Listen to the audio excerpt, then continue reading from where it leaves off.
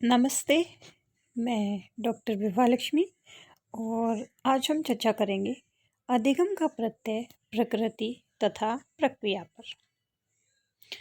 तो सबसे पहले हम बात करते हैं अधिगम के अर्थ पर। यह एक जन्मजात प्रक्रिया है। प्रत्येक व्यक्ति नित्य प्रति अपने जीवन में नए नए अनुभवों को एकत्रित करता रहता है। ये नवीन अनुभव व्यक्ति के व्यवहार में परिवर्तन तथा संशोधन करते हैं। साथ ही वह पुराने अनुभवों को स्मृति में धारण करता है और आवश्यकता पड़ने पर इन अनुभवों का परिस्थिति के अनुसार प्रयोग करता है।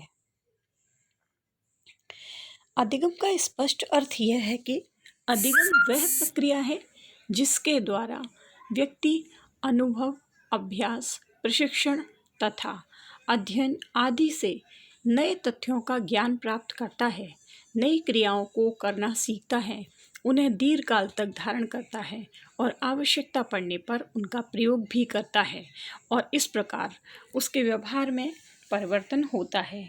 यह परिवर्तन अपेक्षाकृत स्थायी होता है। अधिगम के अंतर्गत वे परिवर्तन सम्मिलित नहीं किए जाते जो व्यक्ति में परिपक्वता, थकान, नशीले पदार्थों के सेवन अथवा दवाइयों आदि अन्य कारणों के कारण आते हैं। आगे हम बढ़ते हैं सीखने की विशेषताओं पर। दो मुख्य विशेषताएं हैं सीखने की प्रक्रिया की। पहली निरंतरता और दूसरी सार्वभौमिकता। निरंतरता मतलब यह प्रक्रिया सदैव और सर्वत्र चलती रहती है, इसलिए मानव अपने जन्म से मृत्यु तक कुछ न कुछ सीखता रहता है। उसकी सीखने की प्रक्रिया में विराम और अस्थिरता की अवस्था कभी नहीं आती है।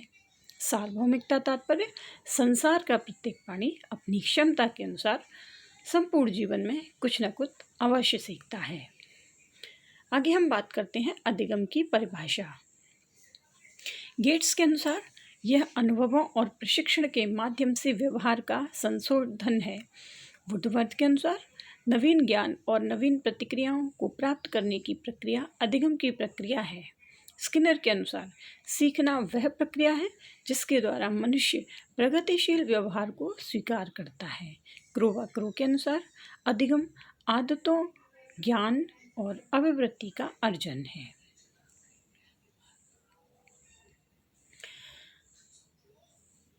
अब हम बात करते हैं अधिगम की प्रकृति।